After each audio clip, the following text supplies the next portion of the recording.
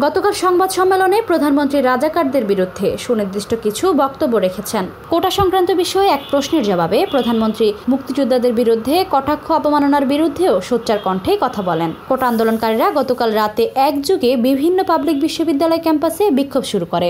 এই বিক্ষোভ আজও অব্যাহত রয়েছে এবং এই বিক্ষোভের সঙ্গে আজ ছাত্রলীগ এবং কোটা সংস্কার আন্দোলনকারীদের সহিংসতার খবর পাওয়া গেছে। ঢাকা বিশ্ববিদ্যালয় সহ দেশের বিভিন্ন বিশ্ববিদ্যালয়ে কোটা আন্দোলনকারীদের সঙ্গে ছাত্রলীগের দফায় দফায় সংঘর্ষ হয়েছে। এছাড়াও মুক্তিযুদ্ধের পক্ষের বিভিন্ন গোষ্ঠী আজ কোটা সংস্কারের বিরুদ্ধে সুস্পষ্টভাবে অবস্থান ঘোষণা করেছে এবং ঢাকা সহ দেশের বিভিন্ন স্থানে তারা বিক্ষোভ প্রদর্শন করেছেন।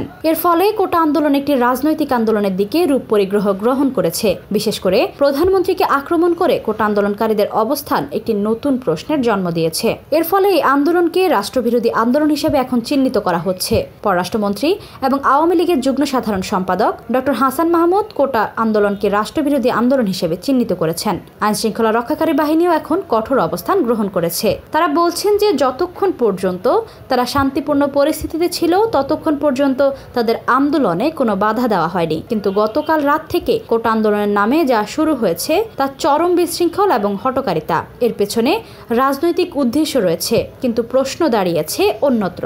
এতদিন ধরে কোটা আন্দোলনের ব্যাপারে সরকার যে সহানুভূতি এবং নমনীয়তা প্রদর্শন করেছে তার ফলাফল কি অন্যরকম হতে যাচ্ছে? এটি কি এখন সরকারের নিয়ন্ত্রণের বাইরে চলে যাচ্ছে? কারণ ইতোমধ্যে কোটা সংস্কার আন্দোলনে সারা দেশে একটি সক্রিয় শক্ত নেটওয়ার্ক তৈরি হয়েছে।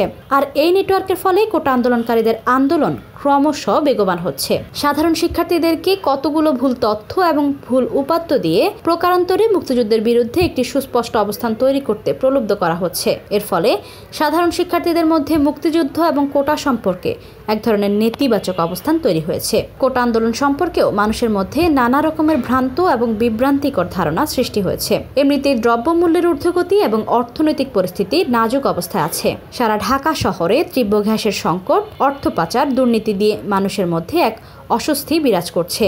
এর মধ্যে শিক্ষার্থীদের এই আন্দোলনকে সরকার বিরোধী আন্দোলন বা সরকারকে চাপে ফেলার আন্দোলন পর্যবসিত করার চেষ্টা চলছে। এখন সারা দেশে কোটা আন্দোলন একটি সংঘবদ্ধ অবস্থান তৈরি করেছে।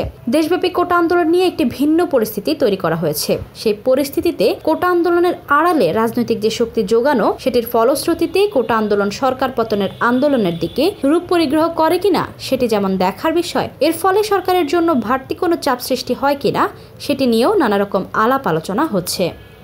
ডেস্ক রিপোর্ট, বার্তা বাজার।